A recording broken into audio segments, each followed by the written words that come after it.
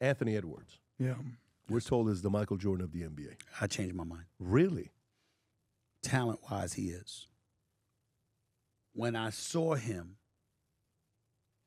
resign himself to the circumstances in Game 5, I'm sorry, it changed my mind because it reminded me of Michael Jordan.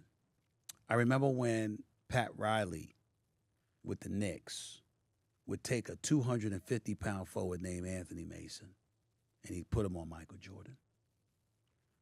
Michael Jordan knew that dribbling the ball out front, top of the key, that kind of area and stuff like that, made it easier for him to be guarded because he ain't playing with his back to the basket out that far away from the basket.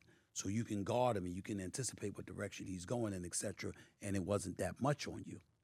So what he had to do was get stronger, play with his back to the basket, and kill you with his mid-range game. And that's what he did. How would I know this? Because he told me. He told me that years ago.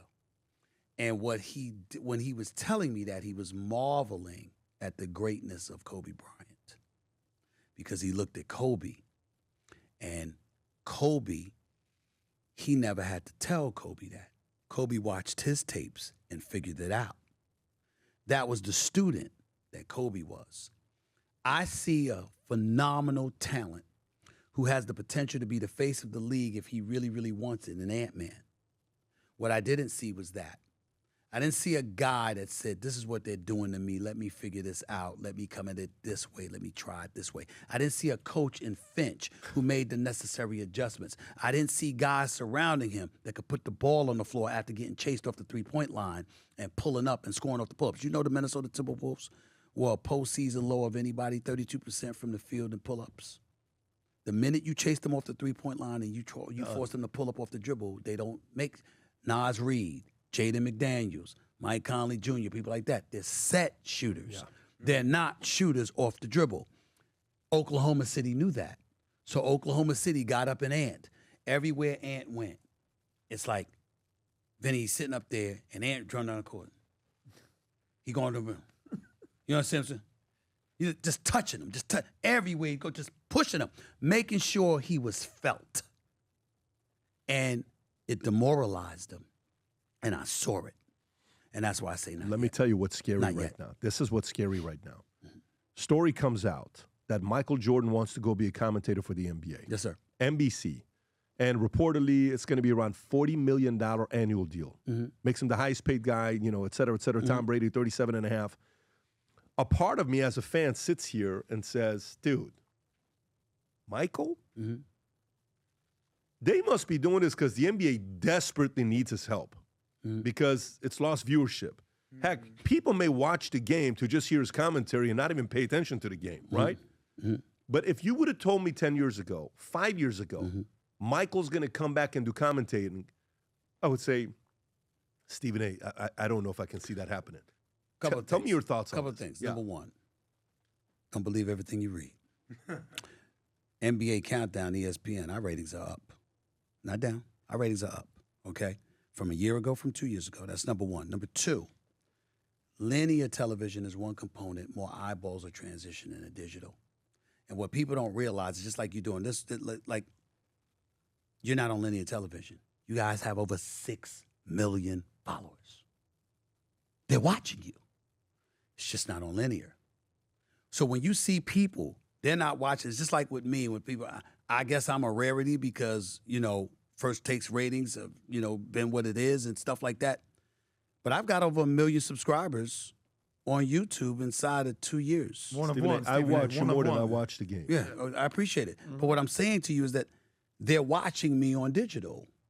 They're watching First Take on digital. I personally register myself over 2.3 billion views annually between First Take, between my podcast, between NBA Countdown stuff, because it's not just linear. So just because they say that the numbers are down on linear television, there's a reason why Amazon has now replaced TNT. There's a reason for that. Now, when you think about Michael Jordan, that's NBC. That's the long-standing relationship. Amar Rashad used to be over there. Okay. NBC had the contract. And you had Inside stuff. you had one executive that had a very close relationship with Michael Jordan that convinced him to do it. Because for network television, that's a drop in the bucket for them to get Michael Jordan. Nothing. Let me tell you something about Michael Jordan. He's going to be brutally honest. Oh, I can show you that. He's not going to be somebody that's going to be passive about, not the Michael Jordan I know. The Michael Jordan I know, when talking basketball, he is as candid as it gets. He ain't trying to hurt nobody's feelings. He ain't trying to be insulting, but he's going to tell you what's going on. Just like I just described something with Ant-Man, that's something he'll tell you. He's talking about the game of basketball. I don't think he's going to be passive at all. I really, really don't. And I'm actually proud of him for doing it because, you know, with the Jordan brand and him being worth over $2 billion, so he don't need this. So his mentality, oh, please, and wasting my time with that. Because he never wants to be interviewed and all this other stuff. And I said, come on, man. Let me tell you something. Stop acting like you have nothing to say about basketball now that you're retired. You talk about it all the damn time. I'm literally talking about getting a call. What the hell did I just hear you say? Call me. Call me now. I'm like, what the hell you say that for? It don't make no damn sense. This is him, right? Now he wasn't as eloquent like Kobe. Kobe was a little bit different. Motherfucker, I know I didn't just hear you say that shit. Don't even think about getting the fuck off the air and thinking that you're gonna go someplace else because you got another one of your damn 12 jobs. Pick up the goddamn phone and call me now. That's Kobe. That was Kobe. Wow. That was Kobe. Mike's not quite like that. But he's candid. And I don't think that he's going to be shy about saying what he sees at all. A matter of fact, if he is, he's going to have to deal with me because I'm going to be in his ear telling him, oh, we getting shy now. Oh, that's what we doing. That's what we doing. That ain't the one I named him MJ. I know. What you doing? Mm-hmm. Let's go. What are the Tom, chances you he excited actually about does it? this? Are you excited about this? Are you sincerely, like, do you sit there and say, I'm excited for Michael coming back to commentating? Well, you have to remember where my fandom really grew up, right? I mean, I remember the national championship game between Larry Bird and Magic Johnson, and I was looking forward to both of them coming to the NBA. And it turns out Magic went to my beloved Lakers, and they suddenly took off, you know? And you have to remember what stopped us. The move. The highlight move in the finals that Michael dropped on my beloved Lakers that I looked at with respect, my jaw hanging out. Game two. Yeah. Spectacular. And I'm like, and you know what? I remember my dad and my brother, and I said, you know what? Next man up. There it is. You know, it's not Boston. It's not us. This guy. Here we go. And remember, that move came after they had lost game one. When Magic Sam and Perkins hit the shot? Sam Perkins hit the shot. Magic and Divock and those boys rolled into the United Center, won game one. So Chicago couldn't afford to fall down 0-2. That was the game he did that move. And then they won 4 straight. Do you actually see him actually commentating? Do you see him following through with this and actually getting on air doing this? He's committed to doing it. It's happening. It's happening. So what season? It's happening. This next season. You're saying MJ is coming back to the NBA. In the fall. To NBC. I love commentating. In the fall. The return of MJ. To save the NBA. Stephen A. Wow. The viewership on TV, when you compare sport to sport to sport, TV, digital. Okay. Because they all say the same argument. NBA, comparing to NFL. No, it doesn't compare to NFL is up, NBA is down. LeBron hurt the league. My opinion. I'm going to say my opinion. I watched Caitlin Clark get her ass handed to her, gets up within a second. If, God forbid, you whisper something to LeBron, 20 feet is sliding all the way to the other side, and we have to say, I would never, ever see Michael or Kobe ever do that. My opinion. I hope we see a level of toughness with the game coming back, and I hope he calls everybody out. Well, I hope he calls everybody out. You're saying LeBron may have hurt the league.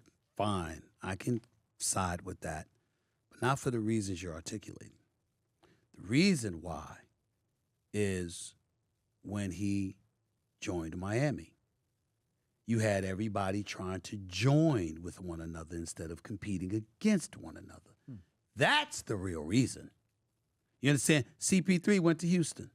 Before that, he was trying to get to L.A. Remember that? And David Stern nixed that deal as the de facto owner for the Pelicans at the time. Okay, you had Hoop City, and you had Blake Griffin and DeAndre Jordan and CP3 with the Clippers. You had LeBron, and you had KD, one-upping them by joining the Splash Brothers and going to Golden State. You had Kawhi Leonard blackmailing the Los Angeles Lakers the Clippers by saying, get Paul George or I'll go to the Lakers. You saw all of this. And so that's one of the other reasons why we should be excited about what we're seeing from Oklahoma City and Indiana, because they're showing you don't have to, have a collaboration of stars descending upon one locale in order to win championships. The fact that there's been an absence of success in that regard, now you're looking at the new model where, guess what? Get a couple of stars, build with them, have supplementary parts around them that can ball and can bring stuff to the table.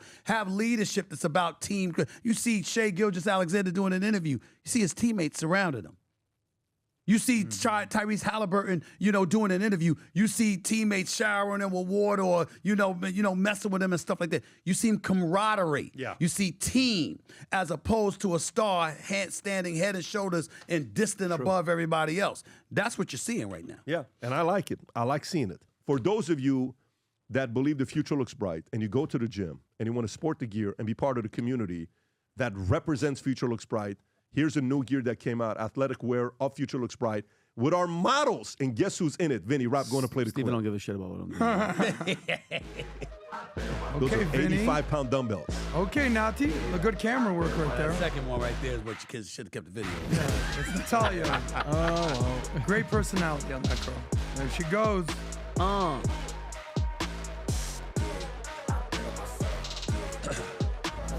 Sick. Gangster.